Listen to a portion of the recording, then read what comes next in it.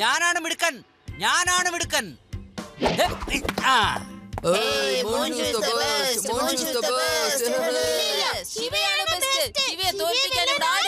നിങ്ങൾക്ക് വേണമെങ്കിൽ മരങ്ങളൊക്കെ അടിച്ചു പൊട്ടിക്കാൻ പറ്റും, പക്ഷെ ഫൈറ്റിങ്ങിലും ഞങ്ങളുടെ ശിവയെ തോൽപ്പിക്കാൻ ഇവിടെ ആരുമില്ല. അല്ല, മോൻഷി ഈസ് ദ ബെസ്റ്റ്.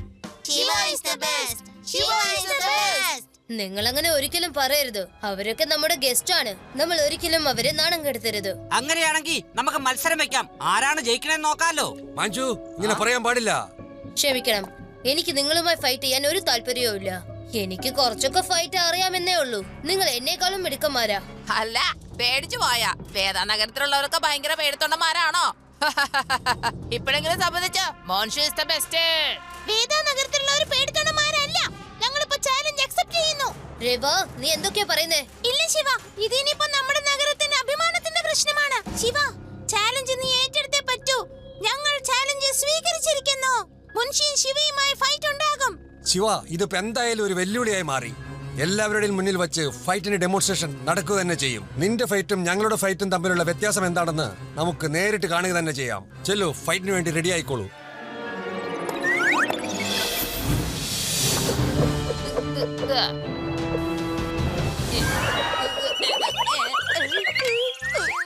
നിന്നെ വീടില്ല.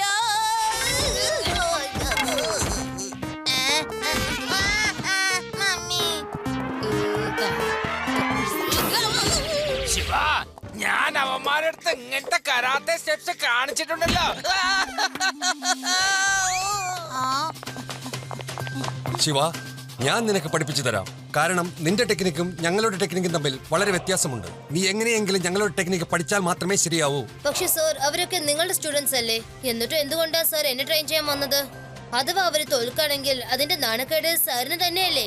അല്ല, അങ്ങനെയല്ല. ഞാൻ അവരെല്ലാം തന്നെ പഠിപ്പിച്ചു കഴിഞ്ഞു. എന്നാൽ അവര് ഒരു കാര്യം തന്നെ എന്റെ അടുത്ത് പഠിച്ചില്ല. അതായത് ശാന്ത സ്വഭാവം, ഹംബിൾനെസ്. അവർക്കെല്ലാവർക്കും ഭയങ്കര അഹങ്കാരമാണ്. അന്ന് നീ ആ കള്ളന്മാര് ഫൈറ്റ് ചെയ്യണ കണ്ടപ്പോൾ അന്നേരം ഞാനൊരു കാര്യം മനസ്സിലാക്കി.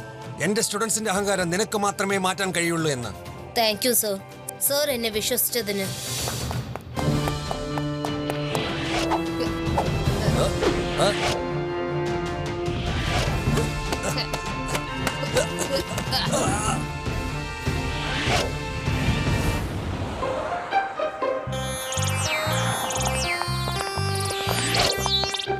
എന്തോ പ്രാക്ടീസ് ഒക്കെ എങ്ങനെ പോകുന്നു?